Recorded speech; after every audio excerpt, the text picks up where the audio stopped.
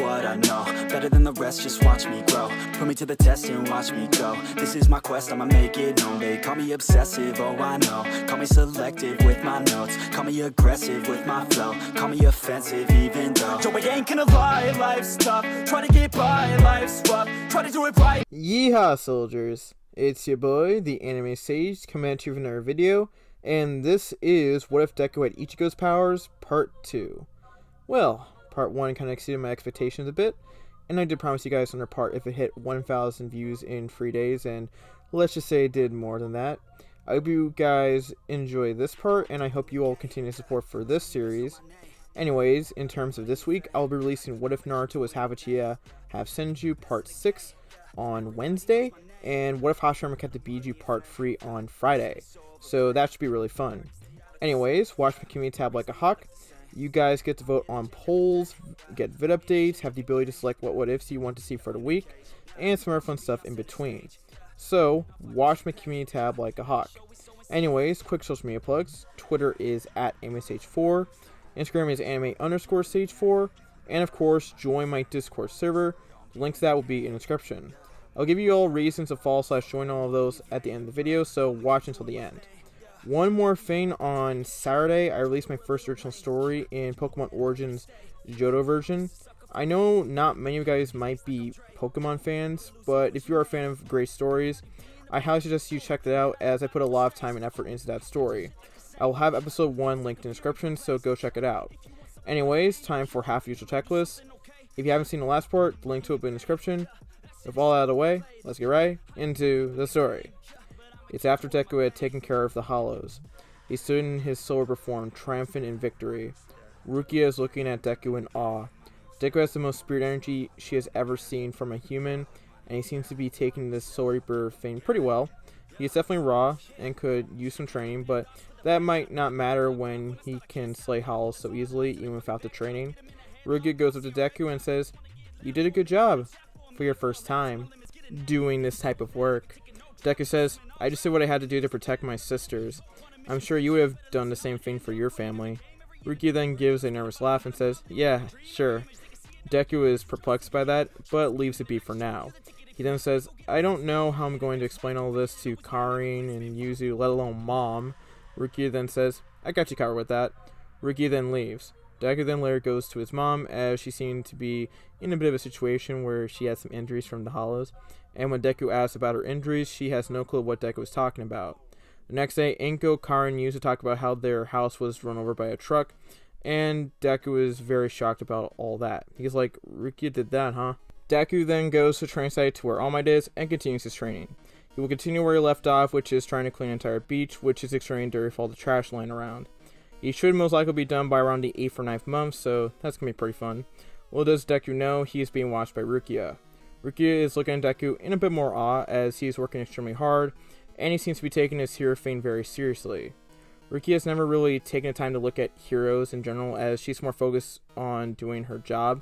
However, she has heard some stuff about All Might, relatively good, as he is the #1 hero. There are people in the society who definitely admire All Might, though there are others who don't. What the reasons are, we will be saving that for later.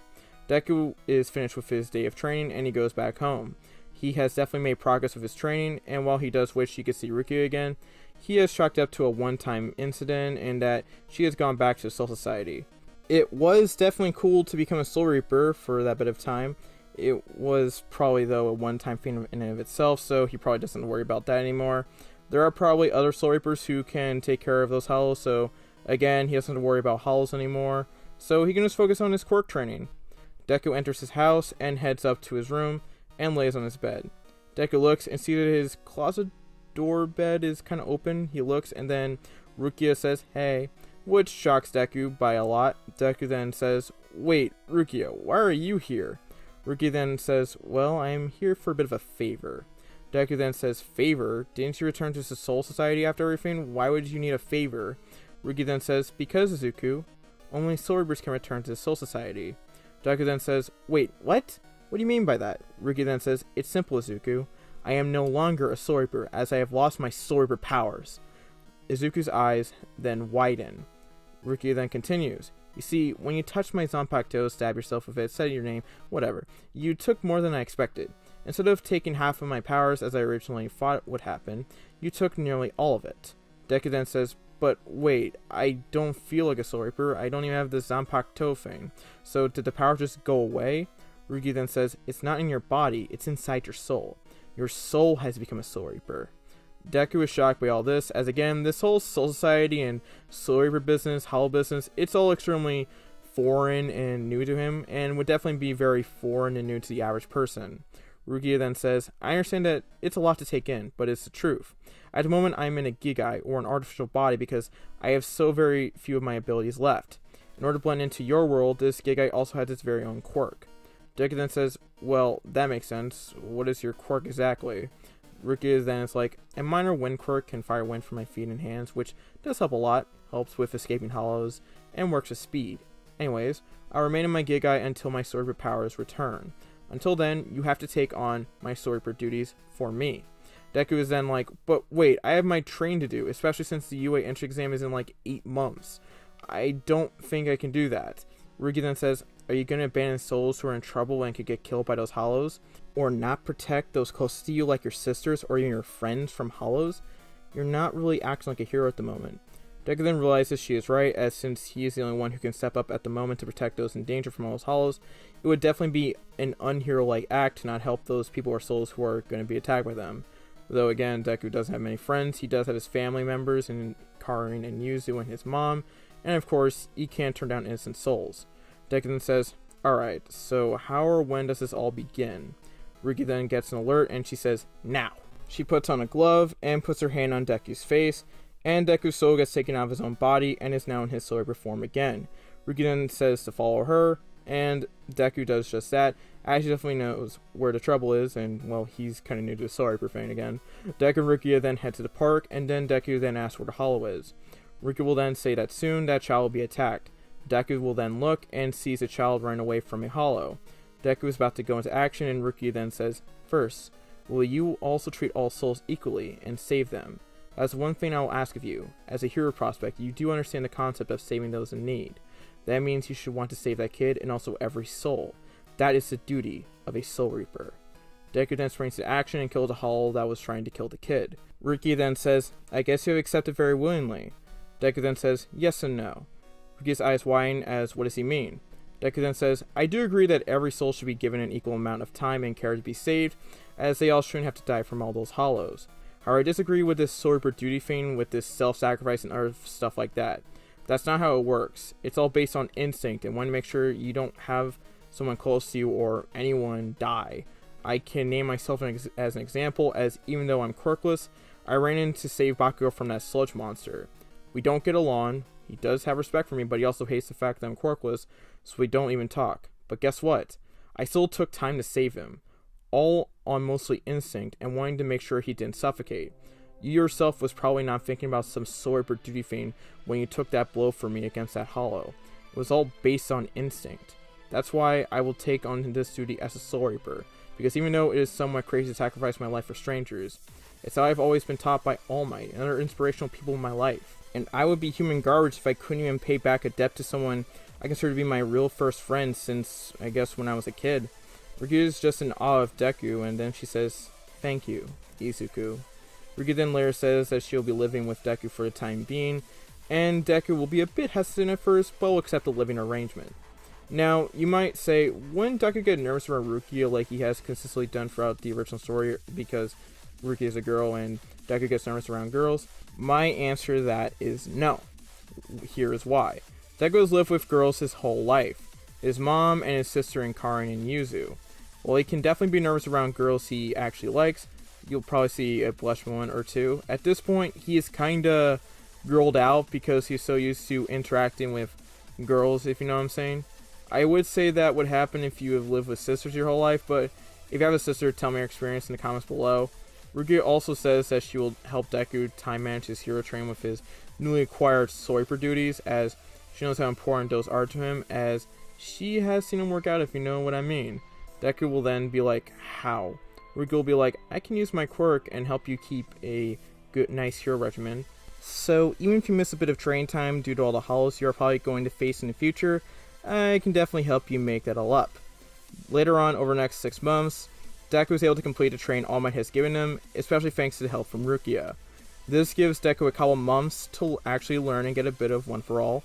Rukia will laugh at Deku though when she sees Deku has to eat All Might's hair to get One For All. Anyways, Deku was able to, over the next couple months, get the hang of One For All. One day, like around the last month, Rukia mentions why hasn't Deku just let the power flow throughout his entire body, and then Deku is then like, well, I'm an idiot. So Deku does get full cowling a bit earlier than the original story.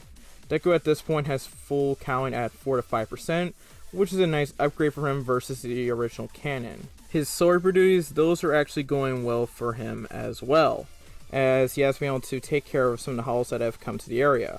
Rukia then tells Deku she will also apply to go to UA as well. Deku is at first confused, but when Rukia explains they have to stick together, especially when it comes to going from human form to Soyber form to take care of the hollows, she is going to have to apply. Deku then asks if she is okay with the whole exam thing, and Rukia will then say she's going to be fine. Deku just accepts this and will go about his life normally. Well, normal-ish. Rukia then also gives one more bit of info. He cannot use his quirk in his Soyber form, since a quirk is in his actual physical body, while his Soyber body is essentially his soul. Deku's then like, alright. It definitely does make sense, and he doesn't really need One For All to take down those hollows, as he has been just fine destroying them with his Zanpakuto. So this is just a minor inconvenience. On the day of the entrance exam, Deku will be a lot more prepared, as All Might gave him some rest. Deku and Rukia will walk to the academy building, though Rukia will be slightly ahead of Deku. Deku then sees Bakugo, and Bakugo just looks at Deku, but has this what's up type of motion with his head, and then he goes inside the building. Deku then walks, and then accidentally trips, and is then folded up. He then sees his girl, and is like, oh thanks, and realizes it was from the girl's quirk. The girl will then say it is bad luck to trip before a big event, like exams, and the girl introduces herself as Ochako Uraraka.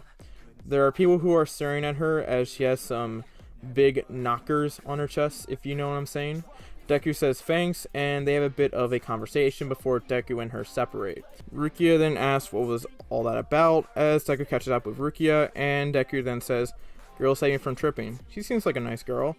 There are some dudes who see this and are definitely jealous of Deku because he just had like one girl talk to him, then goes up to another girl. So yeah, that's a bit of a situation going on. I guess you're all trying to figure out what I'm doing for Ochako. So Ochako is essentially taking the role of Orihime. So she'll have a mix of both Orihime and her original personality in her. And she'll also have the most important thing, the knockers of Orihime. The knockers on the chest area. Anyways, the rest will be discussed when I get to her, but let's just say she does have Orihime's pass, if you know what I'm saying. The exams begin, and for the written part, Deku gets like an 80%, and Rukia will get a 93%. Deku will be walking, and Rukia will be ahead of him along with Ochako, and he wants to wish them luck, but someone stops him, looking down at him very angrily, and calls him a troublemaker, and while Deku will like to fight him on that little situation, he doesn't want to get into trouble himself, so he lets it go, because yeah, you don't want to necessarily be kicked out of the exam. When the actual practical exam begins, Deku will destroy a lot of robots and get a lot of villain points, which will impress the guy who called him a troublemaker earlier. Rukia herself, who is in another area, is doing pretty well herself. Deku will get around 56 villain points, which will definitely be beneficial to him. The 0 pointer appears, and everyone will want to stay away from that, including Deku. Deku then sees the girl he saw earlier, Ochako, in a bit of a situation. So Deku races over and gets Ochako out of the rubble, and gets her to another area.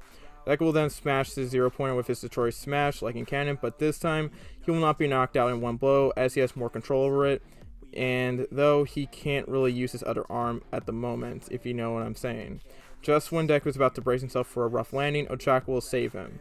Deku will say thanks, and Ochako will ask about his arm, and Deku will be like, I'll be fine, and they will go their separate ways. Deku will continue to test about his other arm, and will be able to rack up 8 more villain points before the test is over, and Deku feels like he will be in UA. Later on, All Might will give a personalized message to Deku saying he got in, especially with 60 more rescue points in addition to his villain points, and Deku will definitely be pumped. Ochako won't do the same thing she did in the original canon because Deku isn't necessarily point-starved. Rukia will also be accepted into UA, and Deku congratulates her.